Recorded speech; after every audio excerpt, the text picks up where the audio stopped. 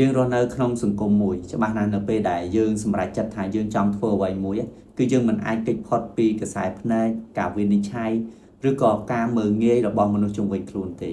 ហើយវាក៏ជាកត្តាមួយដែលធ្វើឲ្យយើងនឹងរារាចិត្តក្នុងការធ្វើវាដែរប៉ុន្តែយើងត្រូវចាំថានៅក្នុងโลกហ្នឹងអ្នកជោគជ័យទាំងអស់គ្មាននរណាម្នាក់ដែលថាមិនធ្លាប់ឆ្លងកាត់រឿងខកបំណងនោះទេបើសិនជាយើងធ្វើទៅយើងទទួលលទ្ធផលមិនល្អឬក៏យើងជួបប្រទះនឹងការបរាជ័យក៏យើងគ្មានអ្វីដែលត្រូវខ្មាស់គេឬក៏ភ័យខ្លាចដល់ថ្នាក់បោះបង់ក្តីសម័យរបស់ខ្លួនឯងចោលហើយលែងហ៊ានចាប់ផ្ដើមធ្វើវាម្ដងទៀតដែរយើងត្រូវហ៊ានប្រឈមមុខទទួលយកលទ្ធផលដែលកើតឡើងទទួលស្គាល់ពីកំហុសនិងរៀនសូត្រពីបទពិសោធន៍ទាំងអស់នោះដើម្បីកែខៃខ្លួនឯងនឹងឲ្យល្អប្រសើរជាងមុនហើយមិនបាច់ចាំទៅខ្វាយខ្វល់ឬក៏គិតថាអ្នកដទៃគិតយ៉ាងណាមកលើខ្លួនទេនៅពេលដែលយើងដួលទេ